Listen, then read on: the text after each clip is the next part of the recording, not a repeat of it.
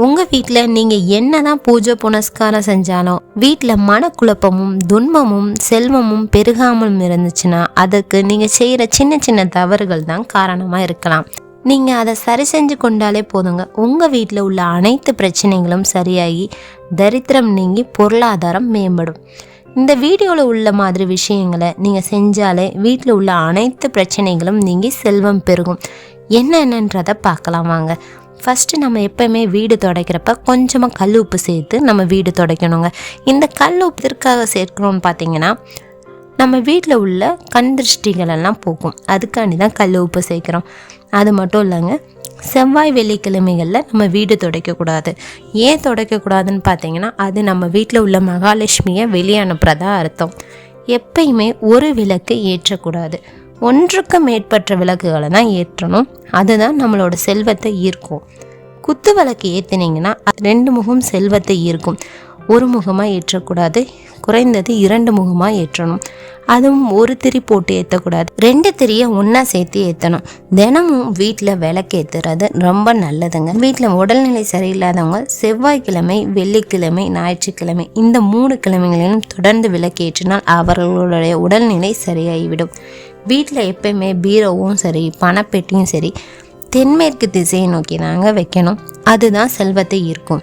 நம்ம வீட்டில் உள்ள பீரோ அல்லது பணப்பெட்டியில் உடைந்த பொருட்கள், உடைந்த கண்ணாடி, கிழிந்த துணி, அடகு வைத்த பத்திரங்கள் இதெல்லாம் வைக்கக்கூடாது. அது அப்படி வைக்கணும்னா நீங்கள் வடமேற்கில் வைக்கலாம். வீட்டை எப்போதும் சுத்தமாக வச்சுருக்கணும். மகாலட்சுமி தரித்திரம் நீங்கி செல்வத்தை பெருக்கிறதுக்கு வீடு சுத்தமாக இருந்தால் தான் மகாலட்சுமி வருவாள். குப்பையை மூலையில் ஒதுக்கி வைக்கக்கூடாது. 6 மணிக்கு மேல் குப்பையை வெளியே கொட்டவும் கூடாது. 6 மணிக்கு மேல் வீடும் கூட்டவும் கூடாது. 6 மணிக்கு மேலே பண பரிவர்த்தனை செய்யக்கூடாது. யாருக்கும் கடனும் கொடுக்கக்கூடாது, அதை வாங்கவும் கூடாது. அந்த கடன் அந்த மாதிரி நீங்கள் 6 மணிக்கு பிறகு கொடுத்தீங்கன்னா அந்த கடனை திருப்பி செலுத்தவும் முடியாது. வீட்டின் வாசப்படியிலிருந்து எதையும் கொடுக்கவும் கூடாது, வாங்கவும் கூடாது. வீட்டின் வாசப்படிக்கு வெளியே நின்று தான் எதையும் கொடுக்க வேண்டும், வாங்க வேண்டும். உப்பு, அரிசி, பருப்பு குறையவே கூடாதுங்க. இந்த மாதிரி குறைஞ்சிச்சுன்னா உங்கள் வீட்டில் தரித்திரம் சீக்கிரம் வந்துவிடும். வெள்ளிக்கிழமையில் உப்பு வாங்குவது மிகவும் நல்லது. 6 மணிக்கு மேல் வீட்டை துடைப்பது ஆகாது. அதற்கு பிறகு துணி துவைக்கவும் கூடாது. அப்படி செய்தால் மகாலட்சுமி கோபமடைந்து வீட்டில் தரித்திரம் உண்டாக்கி விடுவாள். பொருளாதார இழப்பு ஏற்படும். குபேர மந்திரத்தை நாள்தோறும் குறைந்தது 7 முறையாவது சொல்ல வேண்டும். குபேரர் செல்வத்தை பெருக்குவார். வெள்ளிக்கிழமை குபேரனுக்கு பூவும் காசும் சமர்ப்பித்து 108 முறை குபேரன் போற்றி என்று சொல்ல வேண்டும்.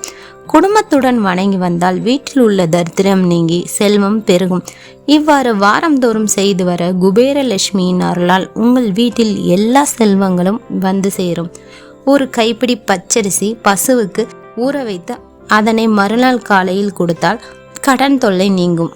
மருதாணி செடி, கற்றாழை இவற்றை வீட்டின் முன் வைத்தால் கண் திருஷ்டி நீங்கி செல்வம் பெருகும். பூஜை அறையில் சுத்தமான பாத்திரத்தில் தண்ணீர் நிரப்பி அதில் சிறிதளவு பச்சை கற்பூரம், லவங்கம், துளசி அந்த தண்ணீர் செல்வத்தை ஈர்க்கும். இந்த தண்ணீர் இறைசக்தி வாய்ந்த. இரவு நேரங்களில் செடிகளை பறிக்கக்கூடாது. மாலையில் துளசி செடியை பறிக்கக்கூடாது. அது தேவியின் உருவமாக இருப்பதால் துளசி செடி 6 மணிக்கு மேல் அதனை தொடவும் கூடாது. பொருளாதார பிரச்சனை ஏற்படும். லட்சுமி தேவியின் அருள் கிடைக்காமல் போய்விடும். 6 மணிக்கு மேல் செடிகளுக்கு தண்ணீர் ஊற்றவும் கூடாது, செடிகளை தொடவும் கூடாது. ஏனென்றால் செடிகள் தூங்கும் நேரமாகும். வீட்டில் 6 மணிக்கு பிறகு சண்டை போடக்கூடாது. மாலை நேரங்களில் பூஜை செய்வது மிகவும் நல்லது. சண்டை சச்சரவு 6 மணிக்கு பிறகு வந்தால் அது எதிர்மறை ஆற்றல்களை அதிகரிக்கும். வீட்டை இருட்டாக வைக்கக்கூடாது. வீட்டில் எப்பொழுதும் விளக்கேற்றி இருக்க வேண்டும். மாலை நேரத்தில் கடவுள் பூமிக்கு வருவதாக கூறப்படுகிறது.